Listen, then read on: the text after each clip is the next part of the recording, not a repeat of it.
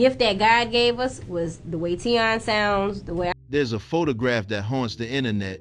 Three young legends frozen in time, Aaliyah, Tupac, and Left Eye smiling together, unaware that fate had already marked them. Three brilliant souls, three voices that shook the world, three lights extinguished far too soon. But among them, one story remains the most misunderstood. Lisa Left Eye Lopes wasn't just a wild one in TLC. She was a prophet wrapped in baggy jeans, a healer disguised as a rapper, a woman searching for truth in a world that only wanted her to entertain.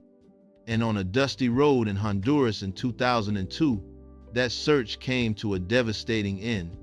If you love uncovering hidden legends like this, don't forget to like and subscribe to Legends Underrated, and tell me in the comments, where in the world are you watching from? Lisa Nicole Lopes entered the world on May 27, 1971, in the heart of Philadelphia, Pennsylvania, but her beginning wasn't wrapped in privilege or ease. It was rooted in struggle, music, and the kind of tension that either breaks you or shapes you into something extraordinary. Her father, Ronald Lopes, was a United States Army Staff Sergeant, a man whose military discipline was as fierce as his temper. One moment he'd fill the house with laughter, the next with fear. Her mother, Wanda, was the opposite, gentle, spiritual, trying desperately to hold the family together through the storms. Lisa was the oldest of three children, and from the moment she could stand, rhythm called to her. By age 5, she was composing tiny melodies on a toy piano, lining up dolls as her audience, pretending she was already a star. Music wasn't just a hobby for young Lisa, it was survival. When her parents' voices rose in anger, she'd crank up the radio, lose herself in the bass lines, and dream of stages far from that small Philadelphia home. Growing up in Philly during the late 1970s and early 1980s meant being surrounded by raw soul, the birth of hip-hop, and the grit of street culture. Lisa absorbed it all: funk, gospel, rap, rebellion. She was tiny in stature but massive in spirit. Classmates remembered her as talkative, artistic, always sketching outfits and scribbling song ideas in notebooks. But beneath that brightness was pain. Her father's strictness clashed with her free-spirited nature. There were moments of love, yes, but also moments that left scars. Later in life, she described her childhood as beautiful and brutal, the kind that forces you to grow up faster than you should. When she was around 10 years old, her parents separated, and Lisa began bouncing between homes. That instability didn't break her, it sharpened her. She learned early that if she wanted peace, she'd have to create it herself, and she did through performance. She started entering local talent shows with her siblings Ronald Jr. and Raindrop. They called themselves the Lopes Kids, and even then, Lisa had a magnetic stage presence. Neighbors would whisper, "That girl's going somewhere." By her mid-teens, Lisa knew exactly what she wanted: to make music that mattered, not just music that sounded good. Her hunger, her imagination, her deep spiritual curiosity, it was all shaping her into someone the world had never seen before. The world just hadn't caught up yet, but it would. Oh, it would. By the time Lisa hit her late teens, that Philadelphia fire inside her was raging. She wanted out of the chaos, out of anything that tried to cage her creativity. So around 17 years old, she packed a duffel bag, grabbed her notebook of lyrics, and left home. Her destination? Atlanta, Georgia, a city quietly becoming the heartbeat of Southern R&B and hip-hop.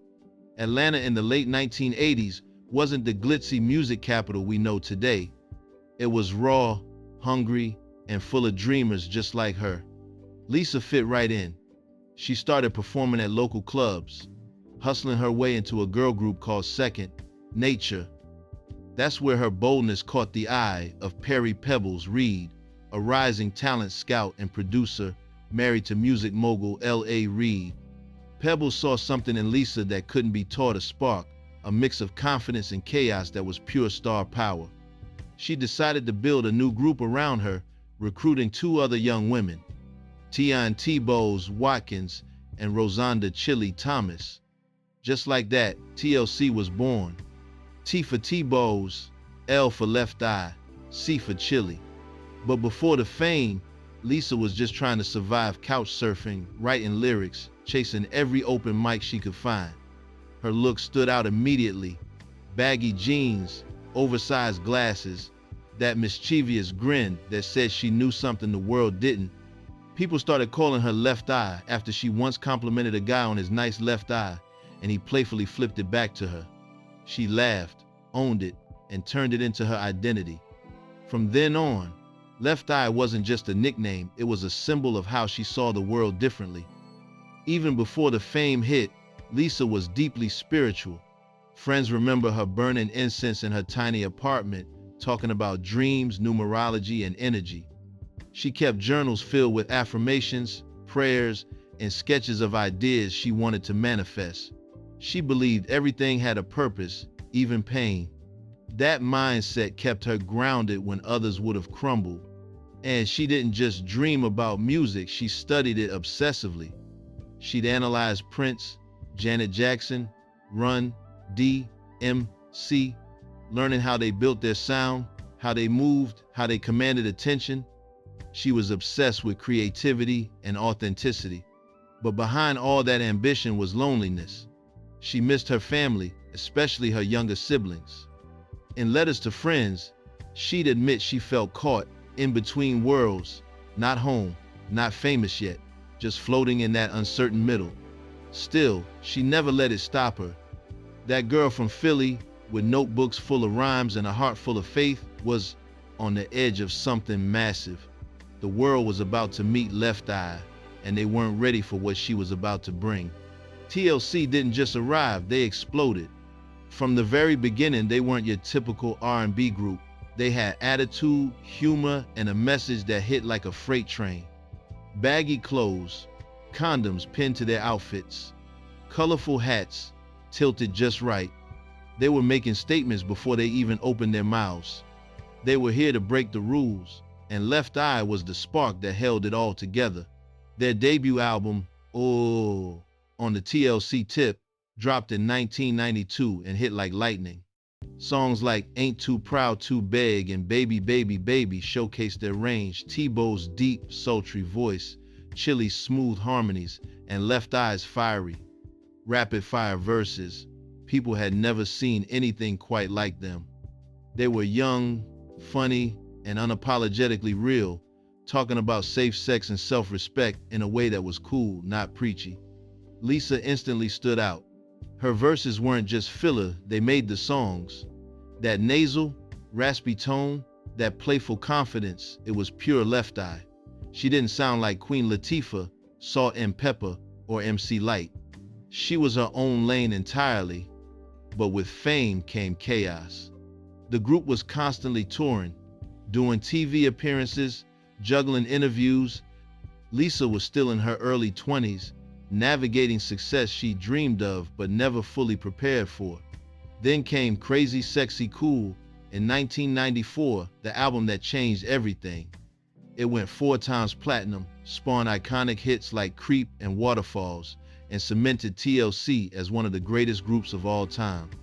Left Eye's verse on Waterfalls became legendary, a powerful warning about risky choices and the consequences that follow.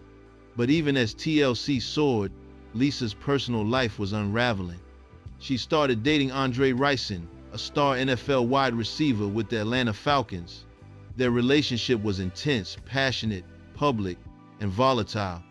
They'd argue in restaurants, make up in interviews, break up, get back together. It was a cycle that couldn't last. And then came June 9th, 1994, the night that changed everything. After another heated argument, Lisa set fire to Andre's sneakers in a bathtub. The flames spread, the mansion burned, media went wild. She was arrested, entered rehab, faced probation. The tabloids painted her as reckless, out of control. But what they didn't see was the deeper story, a woman grappling with trauma, searching for peace, and beginning a spiritual awakening that would define the rest of her life. Stories like these are why I built Legends Underrated, so make sure to subscribe for more untold tales. The fire at Andre Rison's mansion could have ended Lisa's career. Instead, it became a turning point. While the media branded her as unstable, Lisa saw it differently. She called it a release of everything I've been holding in. She entered therapy, completed rehab, and started diving deeper into spirituality. She began reading about numerology, karma, manifestation, topics that would consume her for the rest of her life. But even as she healed, tensions within TLC were growing. By the late 1990s, during the fan mail era, cracks were showing. Lisa felt creatively stifled. She wanted to explore solo projects, experiment with new sounds, push boundaries. But T-Boz and Chili were more cautious, wanting to stick with the formula that made them successful. In interviews, Lisa would hint at frustration, saying she felt like 1/3 of a voice instead of a whole person. Then she did something bold. She issued a public challenge to T-Boz and Chili. She proposed that each member release a solo album, and whichever one sold the most would prove who was really carrying the group. It was controversial, messy, and very Left Eye. The group tension spilled into the public, and fans worried TLC might break up for good. Despite the drama, Lisa pressed forward with her solo project, Supernova. It was experimental, spiritual, and raw, mixing hip-hop, world music, and deeply personal lyrics. But it never got a major release in the United States, which frustrated her even more. Around this time, Lisa became fascinated with Dr. Sebi, a controversial holistic healer in Honduras who preached natural remedies, plant-based diets, and spiritual cleansing. She traveled to Honduras to study with him, believing that true healing came from within. She started documenting her journey, filming what would become The Last Days of Left Eye, a raw, unfiltered look at her search for peace. In early 2002, Lisa returned to Honduras for a spiritual retreat. She brought a small crew, cameras, and a deep sense of purpose. She was fasting, meditating, and working on new music. Friends said she seemed lighter, more at peace than she'd been in years. She talked about releasing new solo work, possibly reconciling with TLC, and continuing her spiritual mission. Everything seemed to be aligning, but fate had other plans. April 25th, 2002, La Ceiba, Honduras. Lisa was driving a rented Mitsubishi Montero along Highway 6, a winding road surrounded by lush jungle. She was with 8 passengers, friends, crew members, and locals. The documentary cameras were rolling, capturing what was supposed to be a beautiful, transformative chapter of her life. But something went wrong. According to reports, Lisa swerved to avoid an oncoming truck. The SUV veered off the road, flipped, and rolled multiple times down an embankment. When the dust settled, 7 passengers had survived with injuries. 1 had not. Lisa, Left Eye, Lopes was gone. She was 30 years old. The news hit the world like a freight train. Fans couldn't believe it. TLC was devastated. T-Boz and Chili were on tour in Europe when they got the call. They collapsed. The music industry went silent. Tributes poured in Missy Elliott, Outkast, Destiny's Child, Busta Rhymes. Everyone had something to say about her creativity, her energy, her fearless individuality. Lauryn Hill said Lisa reminded her of divine chaos, a spirit that couldn't be controlled, but always inspired. What made it even more haunting was what Lisa had said weeks before. She'd been involved in another car accident in Honduras, one where a young boy had been killed. Lisa wasn't driving, but she was in the vehicle. She later said in the documentary footage, "I feel like there's a spirit following me. I can feel it." Some fans believe she had a premonition, others think it was guilt manifesting. Either way, the eerie timing shook everyone who heard it. The documentary footage of the fatal crash exists. The cameras were rolling when it happened. Out of respect, it's never been fully released. But the clips that have surfaced show the moments leading up to the accident, Lisa laughing, singing, talking about hope, then silence. Her funeral in Atlanta was massive. Thousands of fans lined the streets. T-Boz and Chili spoke through tears. They said they lost more than a group member. They lost a sister, a dreamer, a light that could never be replaced. This twist shocked the world.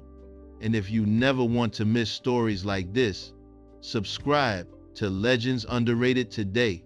After Lisa's death, TLC faced an impossible question. How do you continue without 1/3 of your soul? They decided to honor her by finishing the album they'd started together. 3D was released in November 2002, featuring Left Eye's vocals on several tracks. The music video for Turntable became a tribute showing old footage of Lisa smiling, dancing, living. Fans watched with tears streaming down their faces. It felt like she was still there, still shining. Tributes poured in from across the globe. Missy Elliott, Outkast, Destiny's Child, Busta Rhymes, everyone had a story about her creativity, her energy, her fearless individuality.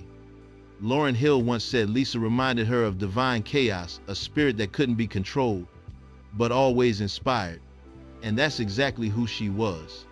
What makes Left Eye's legacy so powerful isn't just her music, it's her message.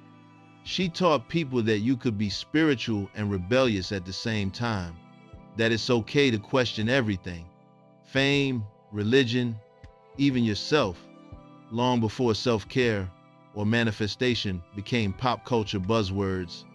Lisa was out there fasting, meditating, journaling, about aligning her spirit. She was doing the inner work before it was trendy. And musically, she helped shape one of the greatest female groups in history. Crazy Sexy Cool still stands as a blueprint, influencing everyone from Rihanna to SZA to Doja Cat. TLC's blend of confidence, social awareness, and style paved the way for a generation of women who refused to choose between sexy and smart, between spiritual and strong. Lisa's artistry was never about perfection, it was about authenticity. Even in her flaws, she was honest. That's why fans connected so deeply. She didn't hide her pain, she turned it into power. 20+ years later, her influence still echoes. TikTok edits, murals, fan pages, anniversary tributes, her energy keeps finding new life. Fans still quote her lyrics, still celebrate her birthday, still debate her philosophies. That's legacy. Not chart positions, not awards, but impact, spiritual and cultural. She once said, "Energy never dies, it just transforms." And maybe that's why her story still resonates. Because even though she's gone, that energy, that fearless, fiery, beautifully complicated energy still lives on through every beat, every verse, every fan who whispers, "Rest in power, Left Eye." Lisa's legacy didn't stop with TLC. It reached far beyond. Artists who came after her felt that spark she left behind. Missy Elliott, Nicki Minaj, Janelle Monáe, and even Outkast have all spoken about her influence. You can hear it in their confidence, their boldness, the freedom they bring to their craft. She showed that women in hip-hop could be weird, deep, and powerful all at once. No need to fit a mold. Outkast's Speaker Box X, The Love Below. Concept 2 solo albums and one mirrored Lisa's original TLC challenge. Years later, fans realized Left Eye had predicted that idea first. She was thinking on another level, always ahead of her time, always about unity, collaboration, evolution. And it wasn't just music. Lisa's spiritual journey inspired a whole generation to look inward. Many fans started researching Dr. Sebi, learning about holistic healing and plant-based living because of her. In a way, she opened the door for wellness conversations in the Black community long before it became mainstream. She made spirituality accessible, not preachy, just real. In fashion, her impact was iconic too. The colorful bandanas, the eye black stripe, the baggy clothes, all of it became part of 90s culture. Every time someone rocks a throwback TLC look, that's her fingerprint. Even her quirky personality, funny, fearless, unpredictable, became a symbol of creative freedom for artists who refused to play it safe. Over the years, documentaries like The Last Days of Left Eye and Crazy Sexy Cool, the TLC story, helped a new generation understand who she really was. Not a tabloid headline, but a visionary. People finally started seeing the full picture, a woman fighting her past, healing herself, chasing truth in a world that misunderstood her. In the end, Lisa Lopes' story isn't just about tragedy, it's about transformation. She turned pain into poetry, chaos into consciousness. That's something eternal. Look back at that photograph. Aaliyah, Tupac, and Left Eye all together. Three souls, three stories, three legends gone way too soon. Every time you see it, it hits differently. It's not just sadness, it's reflection. These weren't just artists. They were messengers. Each one had something to did, say something to leave behind. And Lisa, Left Eye Lopes, she burned the brightest. Her life was a movie. Music, love, pain, redemption, spirit. She came from Philadelphia with nothing but faith and fire, turned struggle into art, and built one of the most iconic groups the world has ever seen. But what made her special wasn't the fame or the awards. It was her truth. She didn't hide behind perfection. She lived raw, open, and loud, even when it cost her everything. Left Eye wasn't just a rapper. She was a thinker, a healer, a visionary. She could write a verse about karma in one breath and joke about condoms on sunglasses in the next. She was contradictions in motion, and that's what made her real. She represented every free spirit who ever felt misunderstood. When you watch her old footage, it's wild how alive she still feels. That smile, that spark in her eyes, she radiated energy. Even in her final days, there was peace. In her words, she knew she was walking a path not everyone would understand, but she walked it anyway. That's courage. And now, 2 decades later, her story still lives everywhere in TLC's music, in today's fearless female rappers, and every artist who dares to mix vulnerability with power. Her influence isn't locked in the 90s, it's timeless.